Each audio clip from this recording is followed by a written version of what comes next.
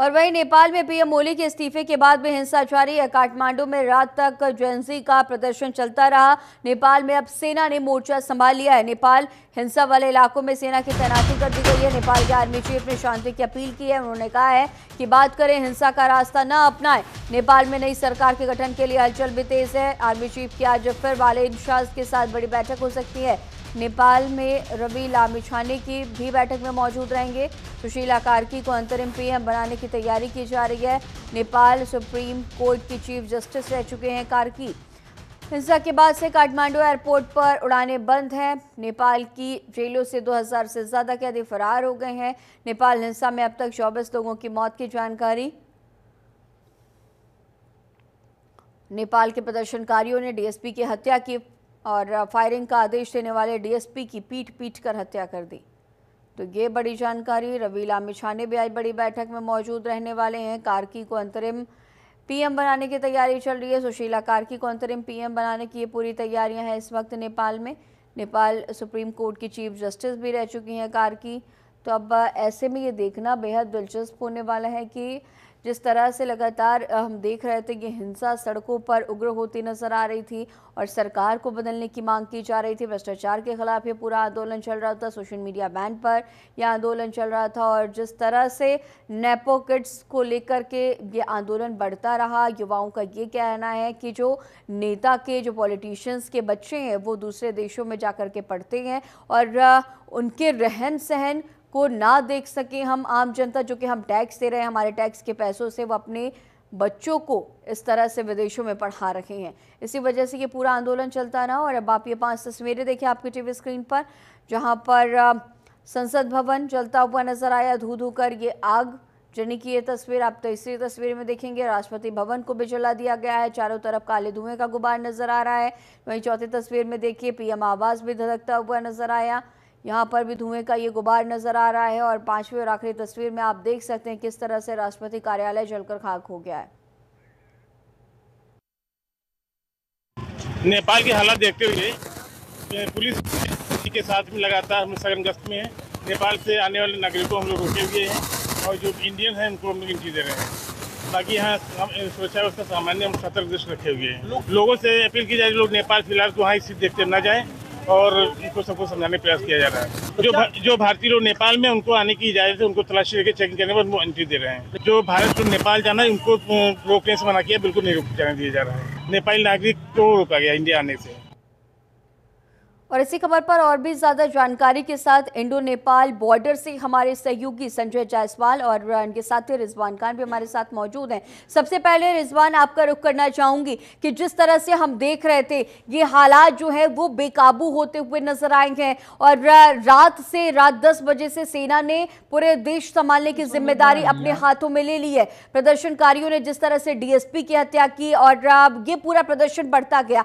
अभी की अगर हम बात करें तो इस वक्त क्या कुछ स्थितियां हैं, क्योंकि जिस तरह से वालेद शाह को लगातार पीएम बनाने की मांग की जा रही थी, अब सुशीला कार्की का भी नाम निकल करके सामने आ रहा है और बैठकें भी होने वाली हैं।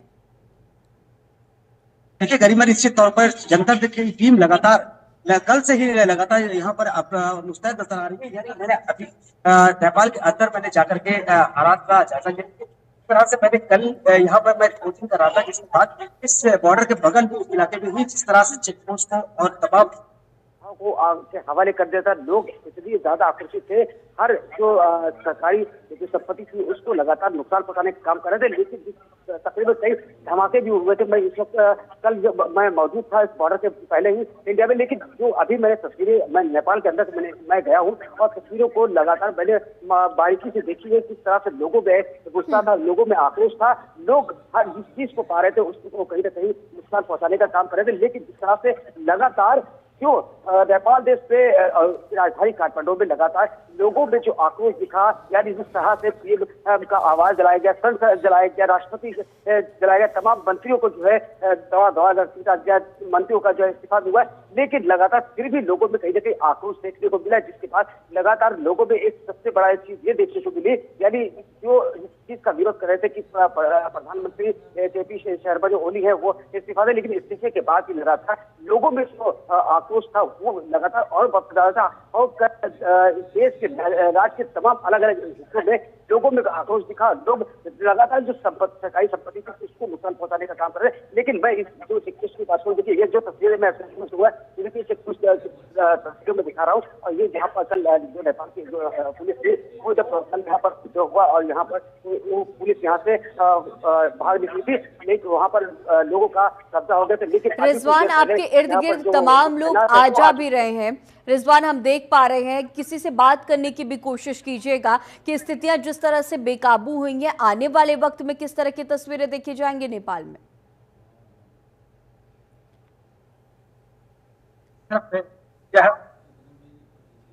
ये नेपाल गए, यानी ये नेपाल की पुलिस से लगातार जब से लगा कल रात के 10 बजे से जो आरबी ने देश का मोर्चा संभाला था, यानी उनके जो चीफ थे उन्होंने भी अपील की थी कि जो सरकारी संपत्ति है उसको नुकसान न पहुंचाया जाए, उसको लेकर कोई जो युवा है वो आगे निकल कर सामने। लेकिन ये देखिए तस्वीरें, देखिए नेपाल की कुछ तस्वीरें हैं, ये नेपाल की पुलिस है लगातार सुरक्षा व्यवस्था में पूरी जो नजर आ रही है, पीछे तरीके से आवाज है वो कहीं ना कहीं है। और देखिए जो लोगों ने आक्रोश था तो इस तरह से लोगों ने जो है किस तरह से जो है सरकारी संपत्ति को जो है नुकसान पहुंचाने का प्रयास किया था। देखिए तस्वीर में जहां तक आपने करना सहयोग भी कहूंगा कि लगातार जो तस्वीरें हैं किसी भी दूर तक जाएंगे वहां तक लगातार लोगों में कहीं ना कहीं अभी भी आकर्षित है लोग, और किस तरह से जो है चेक पोस्ट को कल पूरी तरीके से ध्वस्त कर दिया था। लेकिन उसी को लेकर के नेपाल की पुलिस है वो लगातार देखिए सुरक्षा व्यवस्था लगातार वो खुद संभाल चुकी है, और लगा यही कहीं ना कहीं लोगों में से अपील कर रही है कि लोग जो सरकारी संपत्ति है उसको नुकसान न पहुंचाए, और लोग तो युवा हैं जो बात करने वाले हैं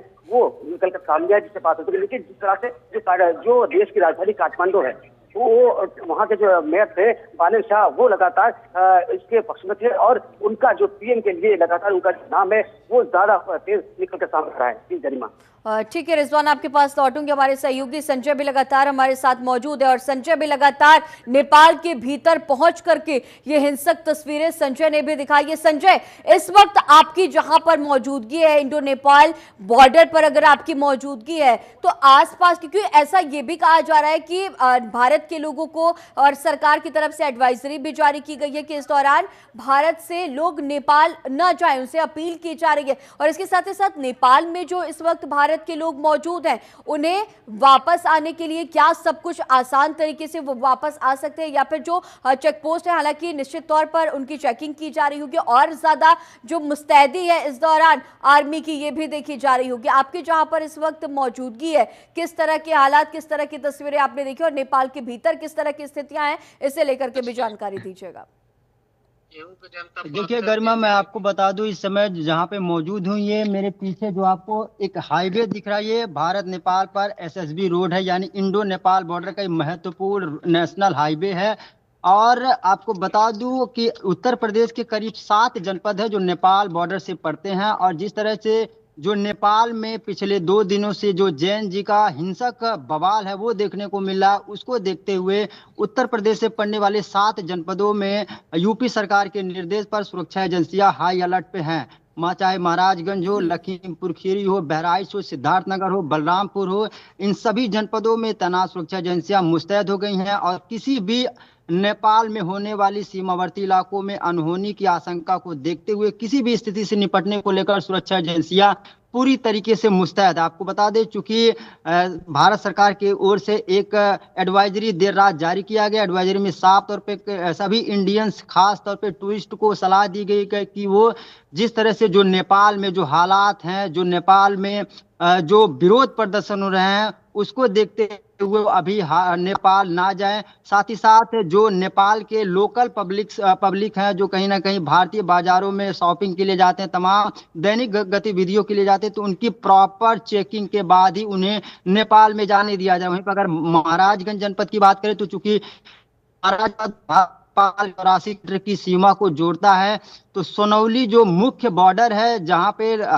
रोजाना लाखों की संख्या में जो नेपाली हैं वो इंडिया में आते हैं, तो ऐसे में देर रात से करीब 7 थानों की पुलिस, एसएसबी और महाराजगंज जनपद के जिला प्रशासनिक अधिकारी डेरा जमा हुए, यानी सोनौली बॉर्डर पर सुरक्षा एजेंसियां मुस्तैद हैं। डीएम एसपी खुद प्रॉपर पल पल की अपडेट्स ले रहे हैं। चूंकि मैं आपको बता दूं देर रात में ही जेएनजी के प्रदर्शनकारियों ने नेपाल के बुटवल से करीब सैकड़ों की संख्या में बाइक पर सवार होकर मशाल लेकर जो सोनौली बॉर्डर से महज 50 कदम की दूरी पर बेलहिया है वहां पर पहुंचे थे। और वहां पर जेएनजी के युवाओं ने एक तरफ जहां नेपाल भंसार कार्यालय को आग के हवाले किया था, तो वहीं पर नेपाल पुलिस के जो बैरिकेड्स है उसको भी तोड़ दिया था और करीब घंटों तक केपी शर्मा ओली के मुर्दाबाद के नारे लगाए थे। कुछ प्रदर्शनकारियों ने चौंकाने वाली बात भी इस प्रदर्शन के दौरान बताई थी कि अब वह नेपाल में प्रधानमंत्री नरेंद्र मोदी जैसी सरकार चाह रहे हैं। साथ ही साथ जो उत्तर प्रदेश में लॉ एंड ऑर्डर है उसकी भी मांग प्रदर्शनकारियों के द्वारा साफ तौर पर देखने को मिला। अगर हम इस पूरे प्रोटेस्ट की बात करें, जिस तरह से पिछले 2 दिनों से जो जेएनजी के करीब हजारों की संख्या में जो प्रोटेस्टर हैं नेपाल के कई हिस्सों में प्रोटेस्ट कर रहे हैं, शुरुआत में इनकी मांग केवल जो नेपाल में केपी शर्मा ओली की सरकार में जो करप्शन था, जो भ्रष्टाचार था, जो किए गए थे लेकर मांग एंगल ले रहे, यानी अब जेएनजी के जो युवा है वो चाहते हैं नेपाल की पूरी कमान जेएनजी के हाथों में रहे। साथ ही साथ जो प्रधानमंत्री के नए उम्मीदवार के तौर पे कई ऐसे चेहरे सामने आ रहे हैं जिसकी चर्चा फिलहाल नेपाल के राजनीतिक गलियारों में तेज हो गई। आपको बता दें, बीते रोज भी करीब 5 की संख्या में जेएनजी के युवाओं की मौत हुई है हिंसक प्रदर्शन में। बीते रोज भी काठमांडू तमाम इलाकों में जेएनजी के जो युवा हैं उन्होंने विरोध प्रदर्शन किया है। खास तौर पर अगर इस प्रोटेस्ट की बात करें तो जेएनजी के युवाओं ने केवल जो नेपाल के लोकतांत्रिक जो पार्टी के नेता थे, यानी जो केपी शर्मा ओली प्रधानमंत्री पद के मंत्री थे, उन्हीं के निजी आवास और कार्यालयों को ही निशाना बनाया, यानी उनके आवासों को उन्होंने आग के हवाले किया है। उनके चाहने वाले कई मंत्रियों को उन्होंने दौड़ा दौड़ा कर पीटा भी है, जिसका वीडियो भी सोशल मीडिया पर हमने देखा है। ऐसे में क्योंकि अब जो नेपाल में स्थिति है बेहद ही तनावपूर्ण है। पहले ये केवल काठमांडू तक ही सीमित था, पोखरा तक सीमित था, चितवन तक सीमित था, लेकिन अब जो ये प्रोटेस्ट किया जो आग है वो पूरे नेपाल में है। ठीक है, आपके पास आऊंगी जो हमारे सहयोगी रिजवान भी लगातार बने हुए। रिजवान, आपके साथ तमाम लोग मौजूद हैं, उनसे भी एक बार बातचीत करने की कोशिश कीजिएगा। हमारे साथ युवा है वो मैं बात करें प्रयास करूंगा। सर, क्या नाम है आपका? नाम संतोष कुमार गुप्ता है। ये बताइए, 2 दिन से लगातार नेपाल में प्रोटेस्ट किया जा रहा है, किन मुद्दों को लेकर प्रोटेस्ट किया जा रहा है? क्या अभी सरकार हमारे ऊपर शोषण कर रहा था जिससे हम लोग बहुत ही परेशान थे। अब इस स्थिति में आ गए हैं कि अब लगभग ठीक होना का चांसेस ज्यादा है। क्या लगता था आप लोगों का? हम लोग पहले सरकार ने हम लोग को बस बहुत शोषण किया। ऐसे में जो युवा है, नेपाल का युवा है, लगातार रूप में है, आक्रोशित है इस सरकार को लेकर के, यानी सरकार को भी मुद्दों पर ला दिया है। ऐसे में एक बड़ी जीत कहीं ना कहीं मानी जा सकती है। एकदम जायज है, ये बड़ी ही जीत है, ये बड़ी ही जीत है। हम लोग इसके समर्थन में है, हमारे वीरेंद्र भैया भी इसके समर्थन में है। ऐसे में अगर हम बात करें तो सरकार ने जो है इस्तीफा भी दे दिया है। अब जो है नेपाल की आवाम है वो क्या चाहती है? नया सरकार हमको चाहिए, बालेंसा के रूप में हम लोग प्रधानमंत्री देखना चाहते हैं। देखिए, लगातार जो नेपाल के जो युवा है वो लगातार सुशीला कार्की का भी नाम सामने आ रहा है, क्या उनसे सहमत है अगर वो अंतरिम प्रधानमंत्री बनती है? किस तरह से लोगों में इच्छा है, क्या कह रहे हैं? देखिए, नेपाल की जो युवा है उनसे बात करने का प्रयास करूंगा। क्या नाम है आपका? लगातार 2 दिनों से नेपाल तो पूरे देश में हिंसा चल रही है, लगातार लोगों में आक्रोश है। रिजवान, सुशीला कार्की को लेकर भी सवाल लें। देश में भ्रष्टाचार ज्यादा हो गया था, महिला में जो है देश के प्रति न्यायनीति को ये परिवर्तन होना भी जरूरी था। अब नए युवक के हाथ में आएगा देश, अब कुछ न कुछ बदलाव होगा, देश में कुछ नया आएगा, देश में आएगा। नेपाल की जो आवाम है उनका कहना है कि युवा सरकार चाहिए, तो सरकारी जो है